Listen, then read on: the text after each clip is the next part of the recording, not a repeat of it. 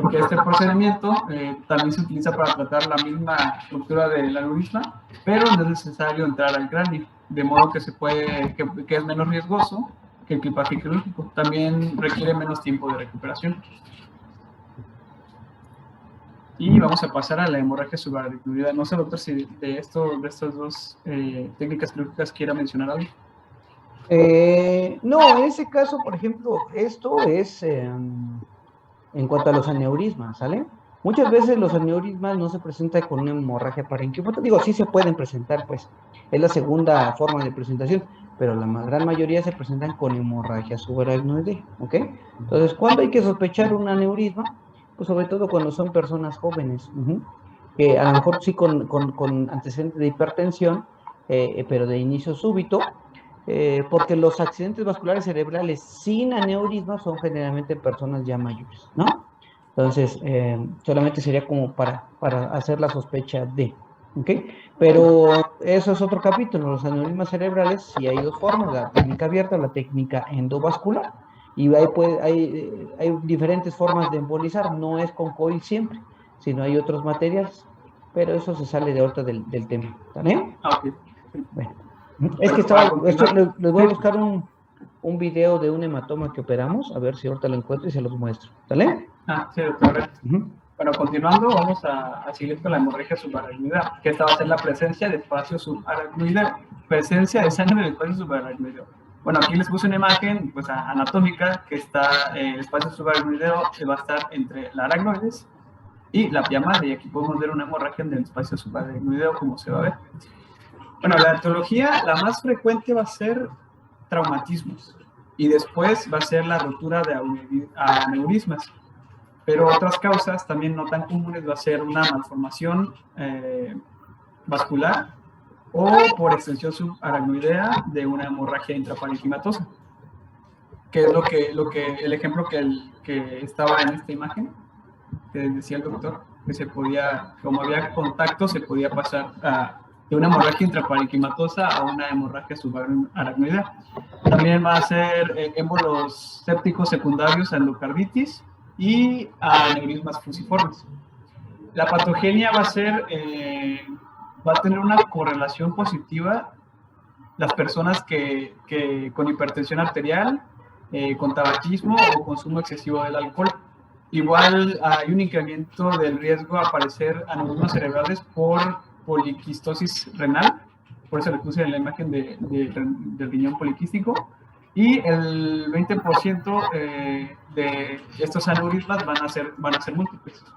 Bueno, ¿dónde se localizan los aneurismas? Primero van a ser en la bifurcación de grandes arterias del polígono de Willis. Por orden de frecuencia se los voy a ir mencionando. Primero es la unión del comunicante anterior con la arteria cerebral media, que va a ser esta comunicante anterior con la arteria cerebral anterior, perdón, es esta. En esta bifurcación es donde se va a provocar, van a ser como los más comunes. Después va a ser la comunicante posterior y la carótida interna, que va a ser comunicante posterior y carótida interna. Después, la bifurcación de la arteria cerebral media, que la arteria cerebral media va a ser... Ay, no, perdón. La unión de la comunicante posterior con la carótida interna va a ser esta, y la bifurcación de la arteria cerebral media va a ser esta. Y por último va a ser la porción distal de la arteria basilar, que es donde se bifurcan a las dos arterias cerebrales posteriores, que va a ser esta de acá, la arteria basilar, la parte posterior. Y bueno, la clínica va a ser en tres partes. Primero, que va a ser antes de romperse los aneurismas, van a dar primero cefalea por extensión del aneurisma, parálisis progresiva del tercer par, que va a ser provocado por un aneurisma de comunicante posterior, de la arteria comunicante posterior, o del cuarto par, que va a estar dada por un aneurisma de la carótida interna.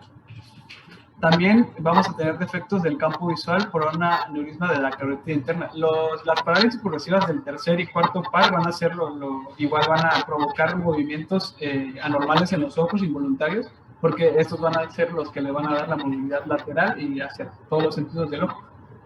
Y bueno, tras la ruptura de un aneurisma se van a provocar también la triada de la de la hipertensión intracraneal, que va a ser la cefalea en trueno, rigidez de la nuca y náuseas y vómitos en proyectil. Y por último, otras manifestaciones va a ser que el 50% de las personas van a tener pérdida transitoria de la conciencia, déficits neurológicos focales, y en el fondo de ojo vamos a poder ver edemas de la papila.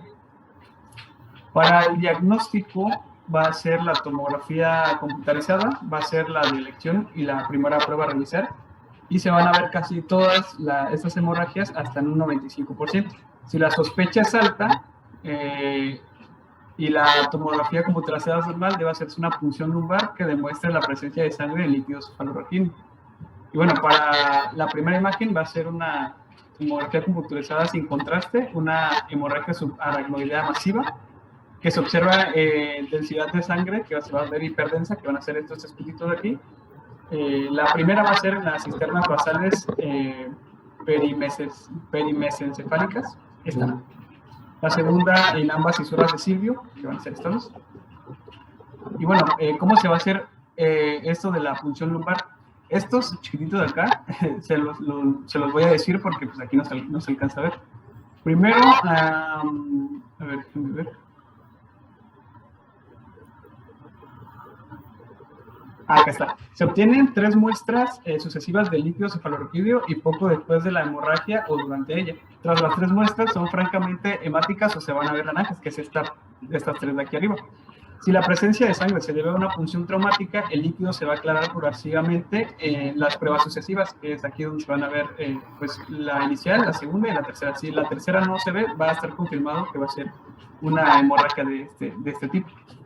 Okay. Aquí... perdón, nada más para que vean en cuanto al estudio cómo es diferente una presentación de un EBC hemorrágico a un isquémico a una hemorragia subaracnoidea probablemente de origen aneurismático. Va a ser, vean la tomografía simple.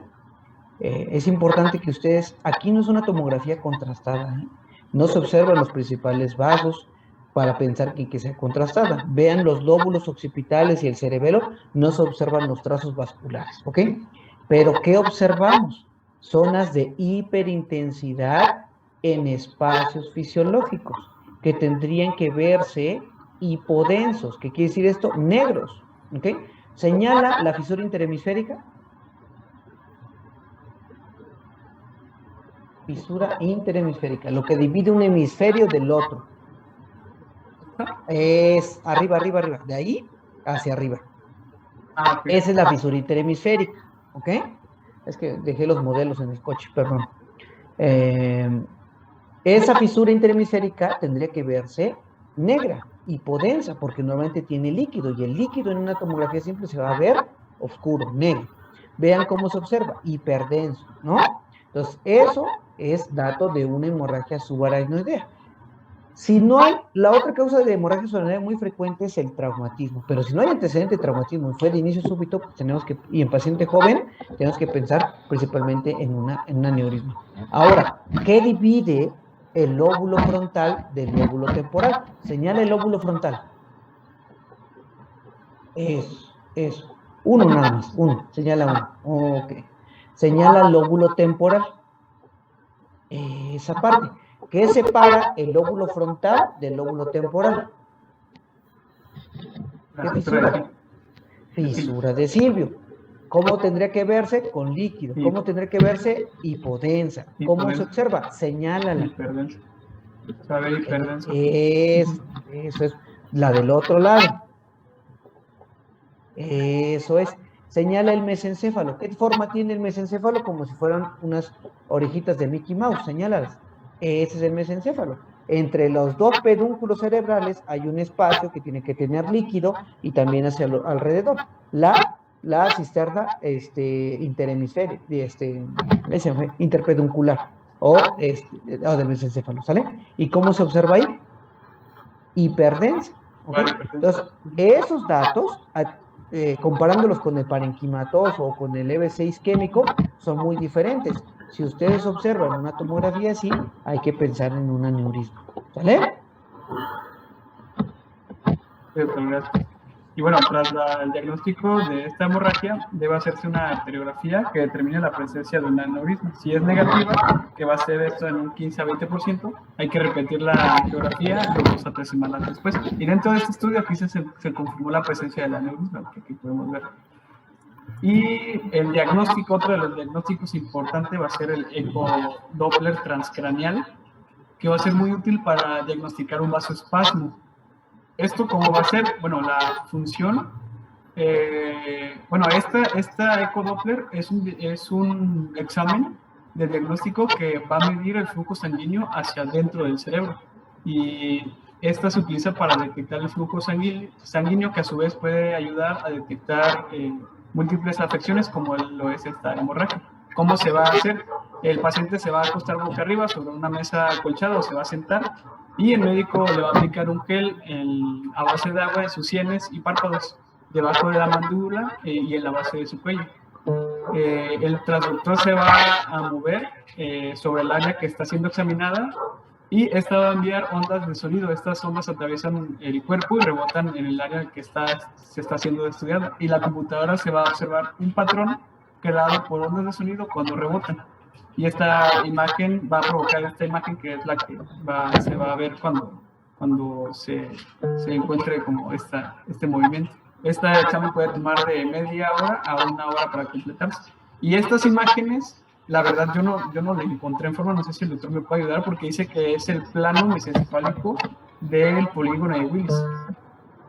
Pero yo no encontré forma. Okay. Mira, ahí en la imagen de la izquierda te ponen precisamente como las orejitas de ratón, ¿verdad? Señálalas, pero en vez de estar así, están así. Velas. Señálalas. Eso es el mesencéfalo. Entre estas dos orejitas que están así abiertas, está la fisura interpeduncular, o la cisterna interpeduncular, que es esa parte de ahí. Es donde llega la arteria basilar y se bifurca. En este caso lo están viendo solamente de un lado. La arteria basilar, que sería justo ese punto, ahí está la arteria basilar. Se va a dividir y precisamente va a rodear al mesencéfalo, que es la arteria cerebral posterior.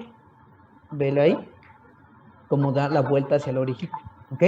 Y la arteria que viene y se conecta con esa parte es la arteria comunicante posterior de ese lado. Entonces, solamente que en vez de estarlo viendo así y ver la parte lateral de ese polígono de Willis, lo estamos viendo así y se observa la parte lateral, pero en esta forma. Okay. Ve la contralateral, la otra se observa precisamente lateral.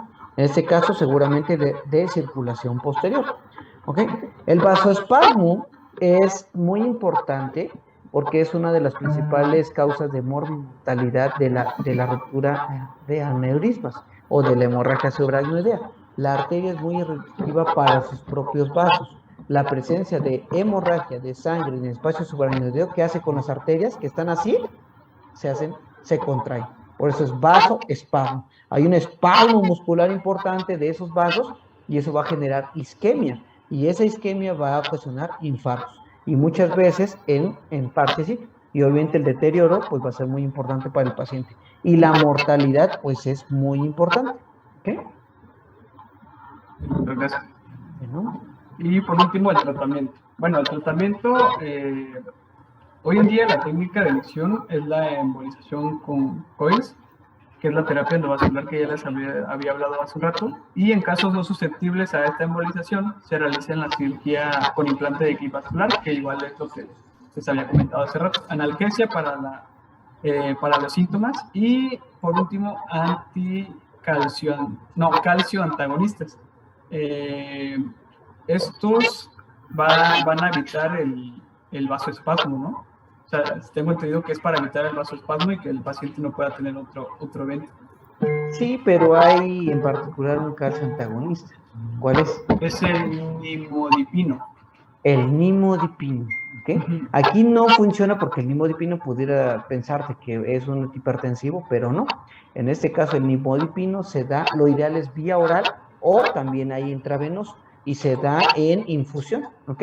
¿Para qué? Para precisamente esas arterias dilatarse. Es parte del manejo esencial para el paciente con hemorragia subaracnoidea aneurismática. Y por último, pues ya las bibliografías. El primero es donde saqué la epidemiología y la clasificación en general del EBC.